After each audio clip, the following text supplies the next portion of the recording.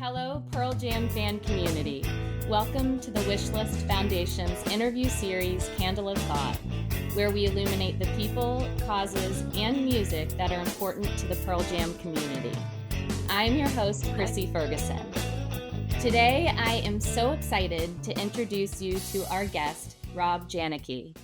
Rob is a former independent record label owner, music historian, and writer who has been documenting and analyzing the music scene for more than 20 years. You can find hundreds of Rob's published articles, interviews, and concert and album reviews at generationriff.com. Rob is also the author of the book Slacker, 1991 Teen Spirit Angst and the Generation It Created. This is the awesome book that we will be focusing on in our conversation today. So welcome to Candle of Thought, Rob. We appreciate you taking the time to chat with me today. Thank you, Chrissie. This is great. I really appreciate this. Well, I'm very excited to talk about the book, but I want to start by talking about your title, Slacker. I loved reading where that kind of stemmed from. But can you tell the audience a little bit more about how you landed on that title? Yeah, it's interesting because this was my first book, and working with the publisher and editors, there's a lot of back and forth that happens. And slacker was a term that we had talked about for a while. It was not the original title. I don't even remember what the original title was supposed to be. But that word kept coming up because, people like myself, all the Gen X people, uh, I certainly remember growing up and hearing that, when I was in high school and college, and it's 1991, and all of that starting to happen, the adults at the time looked at us as slackers, as kids who weren't going to do anything. We weren't going to become anything. And so it just kind of fit because the term was used in as far as the book is concerned as a slap back to them, saying, well, okay, but there's a book. Like I did something, you know. So maybe being a slacker wasn't too bad after all. Yeah, I love the title. And what's really cool too is how you have a Spotify list. Mm. In the beginning of the book, you have a QR code and you've curated a list of music. And I don't know, how did you pick those songs? There are so many to choose from. Yeah. That was a really cool idea. I have to give credit to my publisher for that. Jen at Inspired Girl Enterprises. We were talking about it one day about adding an element of music, making it interactive somehow, and that was her idea. And I thought, wow, yeah, this is really cool. And then I thought what you just said. There's so many to choose from. What am I supposed to do? Right. And you'll probably, I think you'll appreciate this, and I think most, Pearl Jam fans or fans of the, grunge and alternative music era from back then, back in the day. I struggled with not wanting to go too much chalk, like make it too obvious. I wanted to do a lot of B-sides or songs that maybe the radio listener doesn't necessarily know. But then I realized, well, this book is literally for everyone. I don't want to shut them out. Like I have to put Teen Spirit on here. I have to put Alive on here. And I still love those songs to this day. So I tried to make it for everyone. So the casual fan, and then people like us who would know a song from somebody's first EP that never made it onto an album, that the band never plays live anymore, but we know it. So I wanted to add those two. Right. Yeah, I love Yeah. the list. And one of the things I really love about the book is it's so nostalgic. I mean, there's Mhm. so many historical events that you guide us throughout the book. I mean, all Yeah. the way from, you know, being when I was little, 1986, I think, with the Challenger Mhm. exploding, Yeah. and then going into talking about, Operation Desert Storm, and so many Mhm. events that you alluded to, and then thinking about at the same time the music that's associated with it. Yeah. It was really a trip down memory lane, for better or for worse. But also there was Right. something in the book that you put, that um, Dr. Is it Jakubowski, that he Yeah. called the Hmm. reminiscence bump. Yeah. And it says, which is a tendency for older adults, typically over 40, to have increased or enhanced recollection of events that occurred during adolescence and early childhood. And I even think Yep. about that too, like even just with my dad, for example, like American Pie, like he can't listen Hmm. to that song. I mean, it's emotional for all of us, but he can't listen to that song without crying, you know. And it's Hmm. like, you know, because you have that Vietnam War and that, you know, association with what you've been through during that time when that song came out, you know. So Yeah. I really thought it was interesting how you pulled in those historical events and talked about how we do associate music with Hmm. basically how we grew up and the events that were going on at the time. Yeah. I'm glad you realized or recognized that there's an important connection there. I didn't only do it for historical purposes, but I did it for exactly what you're talking about. Uh, Myself, and I'm imagining most of the people who, tune into your podcast, and most people who are, fans of this music or any music really, music is very important in our lives. And it does bring us back to things, both good and bad, and we remember where we were, or we can associate something with a song, or maybe just an artist, even. Um, and the older I get, the more nostalgic I become, and the more important all of that stuff is. And it just felt like it was the right thing to do, the right way to tie in things, because you know society does play a role in culture, and culture plays a role in society. It kind of goes back and forth.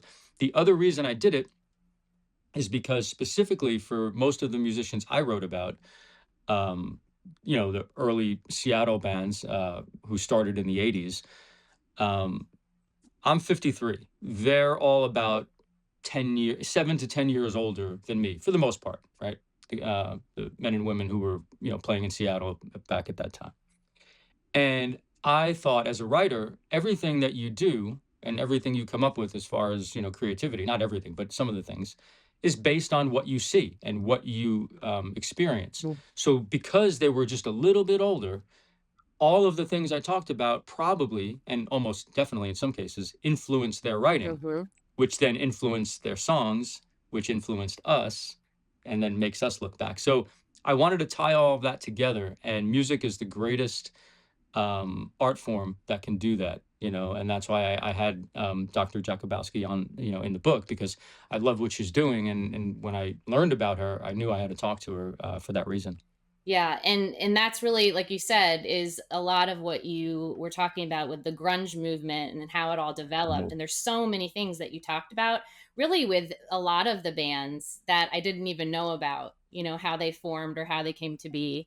Mhm. But I mean, even going back to like the Beastie Boys, and I just think about, you know, watching them on MTV and loving them, but I didn't know that Yeah. actually, like, initially people were not sure if it was serious or, you know, really Yeah. going for it. Mhm. So there are so many, you know, great discussions, or bands to look into in this book where you just information that I think a lot of us maybe didn't know about. And Um, yeah. and I also loved that it brought us back to our own musical journeys. You know, I was Mhm. thinking about the posters in my room. Yeah. The sitting. I think I was listening to Casey Kasem, you know, Yeah. every Sunday or whatever it was, and I would had my tape there, and I was waiting Yeah. for my favorite song so I could push Yeah. record. Yeah. And Yeah. so there's just so many different things that that brought me back to a time and place. So you talked a little bit about uh, the big four of the popular grunge bands from the early 90s, and Yeah. you'd listed Soundgarden, Nirvana, Pearl Jam, Alice in Chains. And you Yeah. mentioned that many people think of grunge as like a sound, and you Mhm. said it's not a sound. You said maybe it's more of like a period of time. Mhm. So can you Yeah. talk a little bit more about what you were saying in that chapter? Yeah.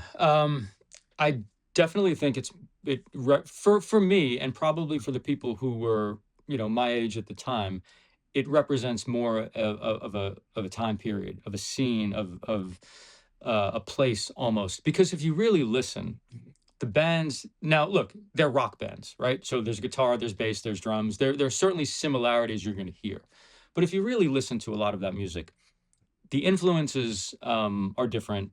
You know, the sound is different. Some of the production styles are different. You know, it's not all the same as, say, like, you know, early punk rock where everything kind of sounded the same, or early disco, say in the 70s. You know, right away. Motown. There's certain genres that have a sound that's immediate.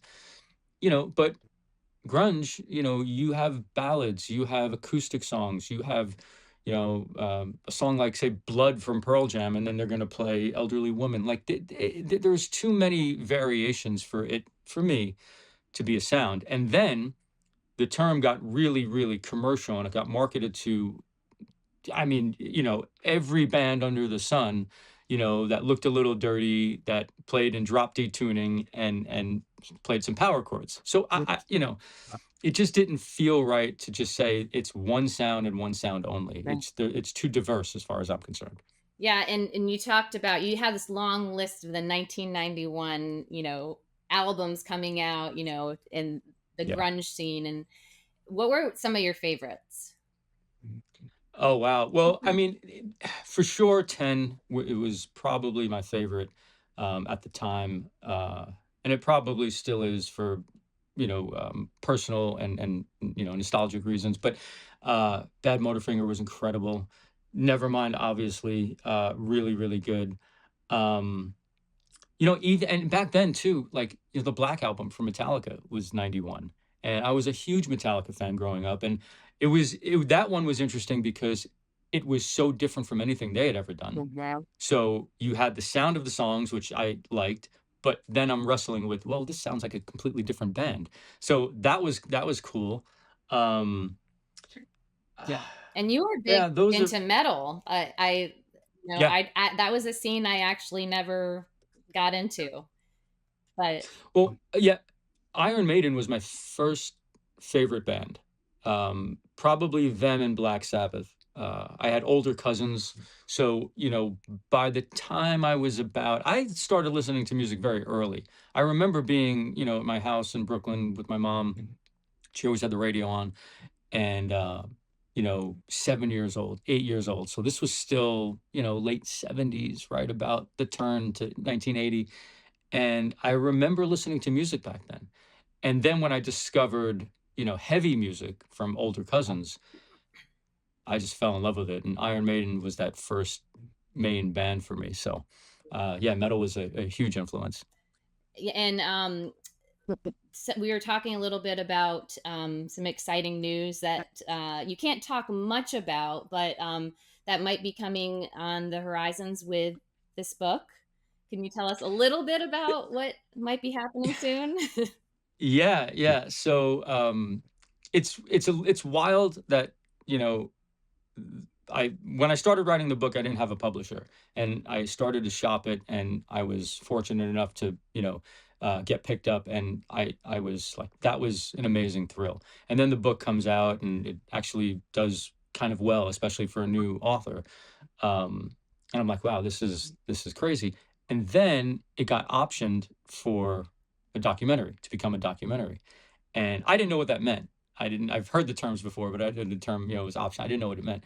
So it basically meant that, you know, I had allowed people to take the information, use the cover, use my name, use what the book is about, to create a documentary out of it, and that's going to be happening.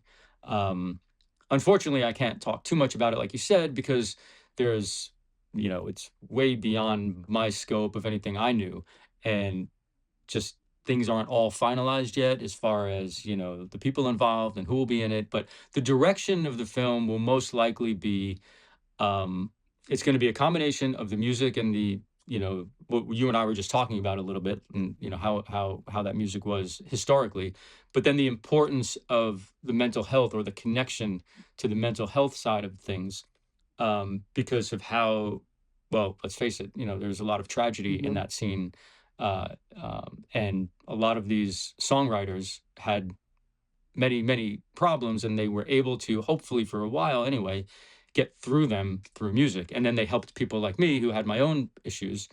Their music helped me. So, True. and I know I'm not the only one. There's millions of fans who listen to this music to this day, and many of them probably found a lot of help in the music. So the film will focus on that aspect too. That's great. So you'll have a major hand in the development of this, hopefully. Yeah, I'm definitely gonna have a role for sure. Some of it may even be on screen, but it is all based on the book, and I do have a lot of say in terms of the direction and things like that. Because again, you don't want the message or the meaning of the book to be distorted in any way. And I know that won't happen, but yeah, I'll certainly have input, and I believe I'll be probably showing up in it at some point too. So that'll be pretty cool. Oh, that's exciting. You'll have to keep us Yeah, posted. absolutely. Yeah. Now, this book seems like it was really a labor of love. I mean, how long did it take you Mhm. to put this together, to do all this research? It was definitely a labor of love. It's the idea actually happened in 2020. We were right in the middle of COVID, and I was in my backyard watching my dog run around and play. And earlier that day, I had heard on a radio show or maybe a podcast. I don't remember where I heard it, but somebody had mentioned the year 1991. And that just popped into my head as I was watching my dog. And I was like, wow. And this is 2020. So I'm like, 1991. Like, I mean, next year is 30 years. This is crazy. Like, to me, it felt like it was 8 years ago. I was a freshman in college in 91. Like, those memories are still very, very fresh. Right. I couldn't believe how long ago it really was. So when I got back in the house, and I do this with other things too, when I have an idea or a thought that I find interesting, I just start writing. Not a book, not even an article. I just write the thoughts down Mhm. and what I'm thinking, so I can go back to it at another time and see if it's anything. And they wouldn't stop. Like, the thoughts and the ideas just wouldn't stop. And after a few months, I was like, wow, I think this is a story I should tell, because it was not just the music. It was about what I was just talking about too, how the music helps people, Mhm. and how it helped me. And I was just at a time in my life where my record label had basically ended at this point, because COVID. You couldn't do anything. You couldn't record. You couldn't be with people. Um, and I'm like, I think this might be a book. Mhm. And so that's where it started. It was 2020. Now, it took me, it came out at the end of 2024. So it took about 3.5 years probably to write it. And then there was a long process of editing and putting it together and creating the cover and all that stuff. Plus I'm a husband and a dad of two kids, and real life is ever present. Right. So what I would have liked to have done in a year or two, you know, kind of double that. Right. Um, but it finally came out late 2024, like a pre-release, and then officially in 2025, it hit Amazon, I think, in June of last year, and it's been it's been out ever since. Have you thought about doing an audible reading? Yeah. People have asked me that, and I wasn't. I mean, my publisher was always talking about this stuff, but I wasn't really hearing it, or I wasn't ready for any of that. But audiobooks, making it available on Kindle, digital versions, and all these different ways of putting it out. And a lot of people have asked me too. They're like, "You should do it. You should do an audiobook, because it's personal." So coming from me, this is them speaking. Coming from me, it would have a lot of impact. And um, people have reached out to me who I don't know over time, telling me like the book helped them Yeah. in certain ways. So maybe the people who are saying that I should do it are right. Maybe there's that connection. Maybe I don't Yeah, know, no, I but definitely think you should do it on Audible, and it should definitely be your voice, because there is yeah, that personal connection, and you feel it. I mean, I just finished um Uncool, Cameron Crowe's Uncool, and just like yeah, hearing his hmm, voice was so different okay, than reading it, because it was very personal. And so I strongly encourage it if you have an ability to do that. People would yeah. love that, to hear your voice with it.